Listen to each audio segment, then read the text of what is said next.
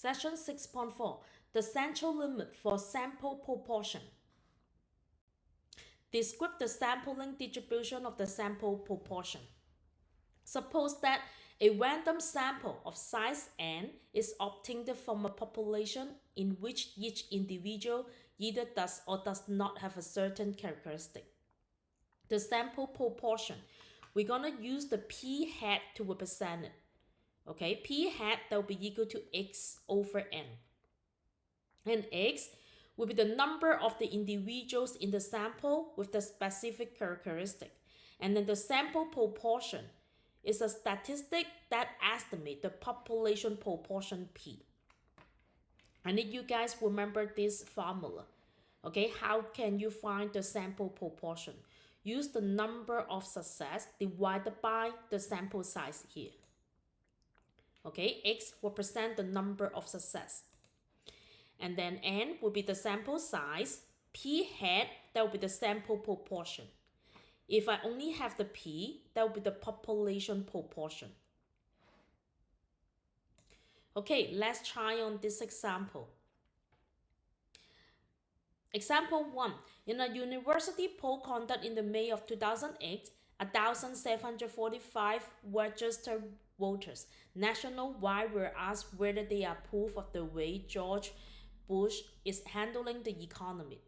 Of the 1,745 registered voters, 349 respond yes.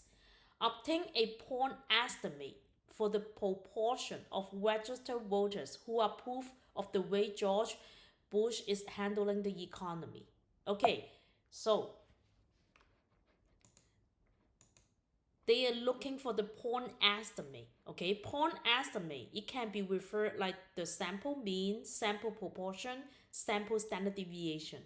But for this example, obtain a point estimate for the proportion. So we are looking for the sample proportion. And then they do have the total number of the people, 1,745. And 349 respond yes. Okay, since we are working on the proportion who approve of the way George Bush is handling the economy. So 349, this is represent the number of success. Okay, so we do have the formula, sample proportion equal to number of success. So 349 divided by the sample size here. Use your calculator, you're gonna get 0.2. Okay, the point estimate for proportion.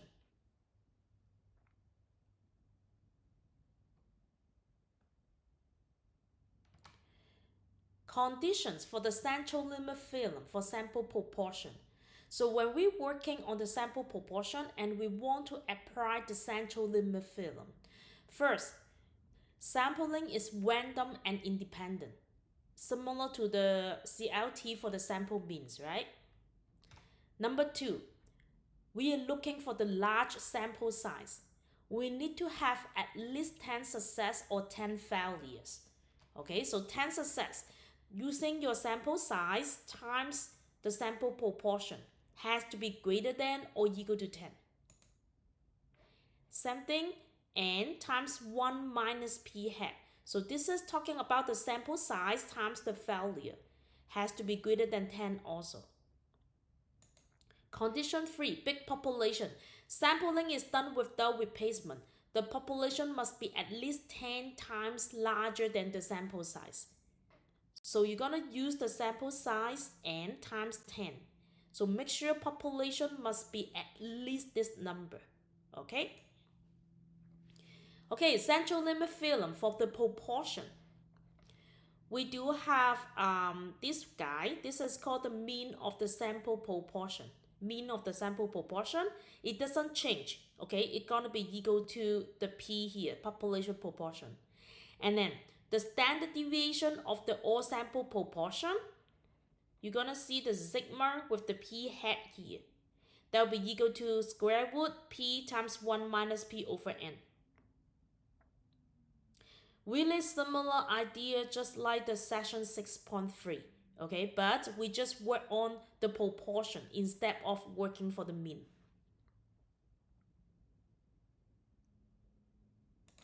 Okay, central limit theorem for sample proportion. The figure shows the sampling distribution of the p-hat for a 10,000 samples of size 10 drawn from a population with the p equal to 0.25. So this is gonna be the proportion 0.25, and then the size n equal to 10, right? And this does not satisfy the condition 2, because when you multiply it 0.25 times 10, that is less than 10, right? That's less than 10 in here. So it doesn't fulfill the condition for the central limit theorem. And that's why you could see the distribution is not the normal. This is going to be skewed to the right, right? This is not the normal. So what can we do? We try to increase the sample size from n equal to 10 to n equal to 100. Now, this time, we satisfy the sample size condition for the CLT. And then the picture you could see, distribution is approximately normal. Okay, so make sure you have to fulfill the condition. And our distribution looks like the normal distribution, then we can apply the central limit theorem. Example 2. According to a time poll conducted in June of 2008, 42% of registered voters believe that same-sex couples should be allowed to marry. Suppose that we obtain a simple random sample of 50 voters and determine which voters believe that same-sex couples should be allowed to marry. Describe the sampling distribution of the sample proportion for registered voters who believe that same-sex couples should be allowed to marry. Okay, we want to know what is the sampling distribution for this sample proportion. Okay, will it be skewed to the left, skewed to the right, or approximately normal distribution? So first, let's try to check the condition. Okay, simple random sample. And then we're gonna check for the sample size. And we do have 50 voters. And the p-hat, that will be 42%, right? So we try to multiply it. You're gonna get 21, which is greater than or equal to 10. Okay, now we calculate n times the values. It also greater than 10. So this is good, right? And then population. So we do have 10 times the n, which is going to be 500. So we believe the population should be at least 500. So good. And since the conditions are satisfied CLT, we could assume that the shape of the sampling distribution is approximately normal. So when you fulfill the condition of the CLT, we'll be assuming the distribution will be approximately normal.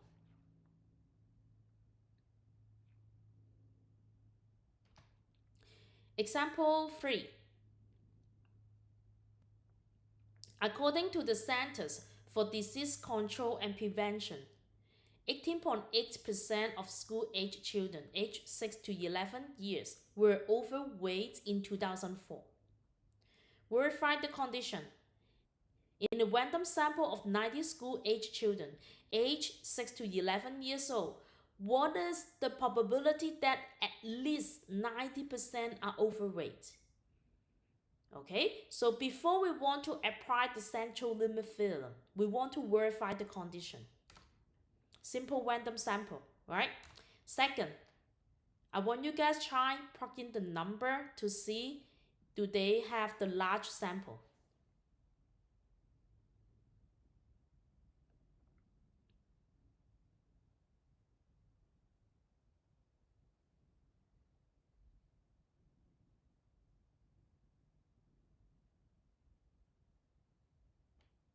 Okay, plug it in. 18.8%. You convert it to the decimal. So move the decimal space to the left. 2 space to the left. You should get this guy. Good. and then you should get 73.08. Okay, number 3, population of the school age children is much larger than. Okay, we assume the population should be greater than 900. So all the conditions for applying CLT to the sample proportion are satisfied. Now we could apply the CLT now. Okay, let's work on this question. Random sample of 90 school age children aged 6 to 11. What is probability that at least 19% are overweight? So we have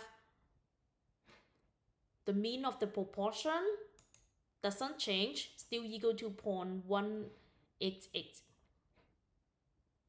And then the standard deviation of the proportion, you also can call this as a standard error.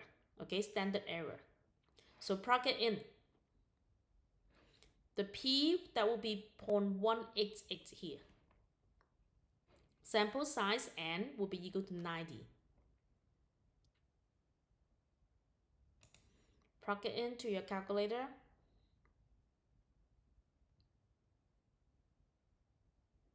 You should get 0.041185. I will try to get more decimal space. Okay, don't just get 2 or 3 decimal space. Try to get more. For 19 is somewhere like here, right? A little bit greater than 0.188. And then we are looking for the probability at least, okay? So we're looking for the area to the right. So finding the area, first, what it done? The P is going to be greater than 0.19, so area to the right. We'll be using normal CDF, okay? Normal CDF, lower point to the upper point, 1E99. And then we have the mean, we have the standard deviation. Okay, lower point, lower value, upper value, mean of the proportion, standard deviation of the proportion. Use your calculator. You should get 0.4806.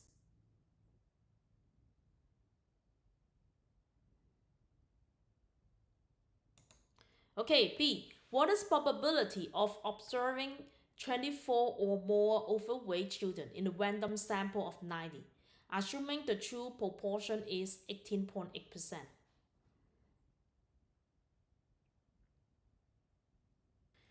Okay, so first, they given the X is 24. Okay, its total sample size that will be 90. We're gonna find out the sample proportion. Plug it in, you're gonna get 0.267. And then 0.267 somewhere like here. And then we want to find 24 or more. So we are looking for the area to the right. So P greater than 0.27, or you could put like 0.267. Normal CDF, lower value, upper value, mean of the proportion, standard deviation of the proportion.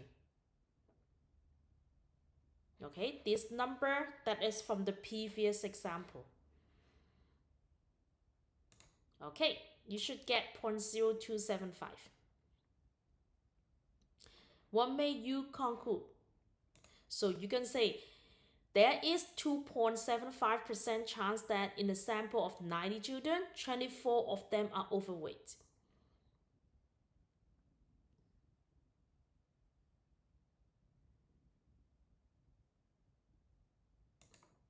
Okay, example 4.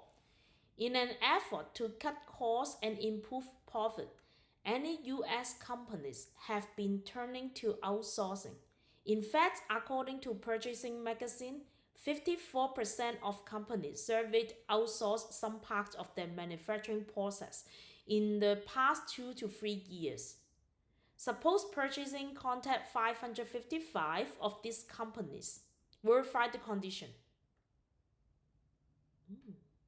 Okay, I want you guys try to verify the condition. We do have a free condition, right? First one, simple, random, and independent. Second one, need you guys try to plug it in to get at least 10 success, 10 failures.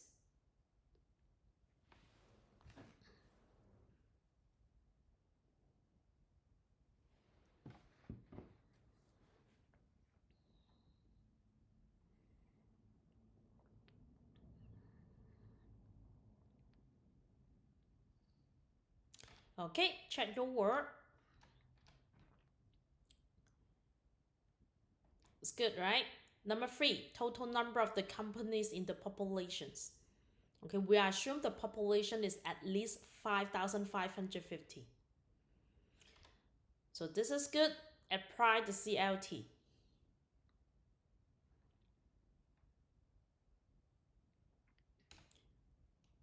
Okay, then A. What is probability that 338 or more companies outsource some part of their manufacturing progress in the past 2 to 3 years? What your answer has a percentage 1 to 2 decimal space.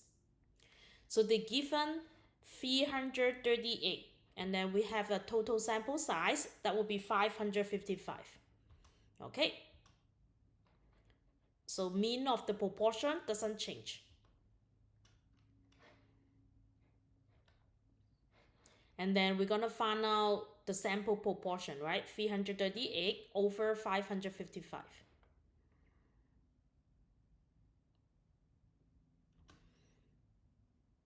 Okay, that will be equal to 0.609. So graph it, the density curve, we're looking for the area to the right. Now, find the standard error.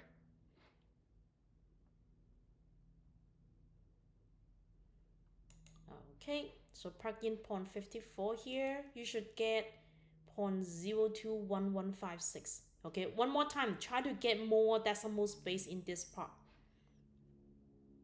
And then now we're gonna find the area to the right. So P greater than 0.609.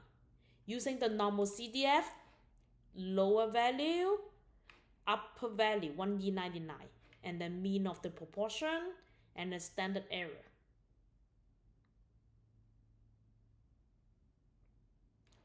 You should get this one. Let me show to you guys for your calculator.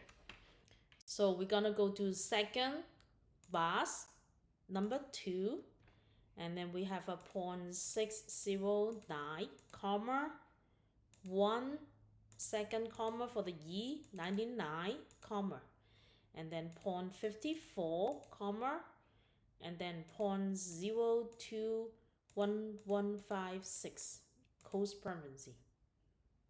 Okay, enter. When you get the answer, you should see 5.54, but pay attention at the end here. That's a E negative 4. Okay, E negative 4. So this is mean 5.54 times 10 to the power of negative 4. Okay, watch out this part, especially when you guys working on the test. If you give me the final answer is 5.54, that's wrong. Okay, remember the total area under the curve should be 1. Okay, you won't be able to find the area greater than 1 here.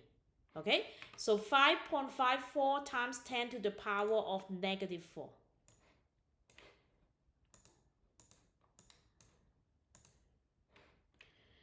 So that will be 0.0006.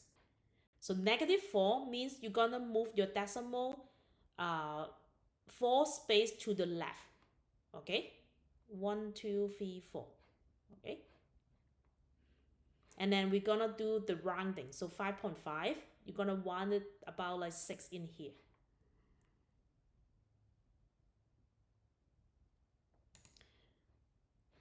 And then we want to where your answer has a percentage. So when you times 100, that will be 0.06%.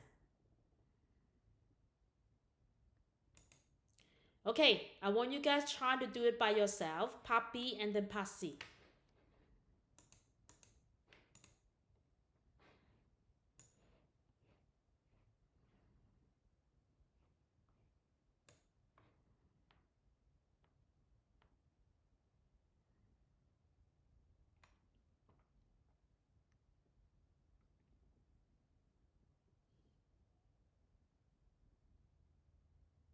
Okay, B.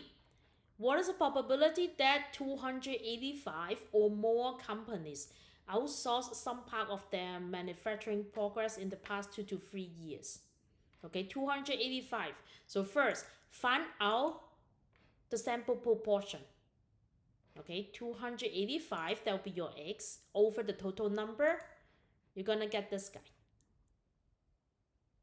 And then we want to find the area more than. So 0.5135, somewhere like here, more than. We are looking for the area to the right. Make sure you guys know how to write this guy. P is a proportion strictly greater than this number. All right, and then normal CDF, lower value, upper value, and then the mean, and then the standard deviation. You should get 0.8948. Then why your answer has a percentage, so that'll be 89.48%.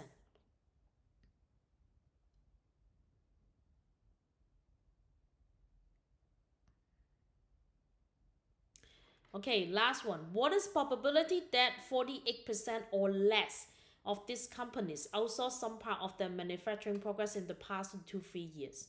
So 48%, that will be like here, right? Less than. So area to the left. So P less than 0.48. Normal CDF negative 1D99, 0.48, 0.54, and this guy. Okay, you should get 0.0023. And then 1 to the percentage. So that will be 0.23%.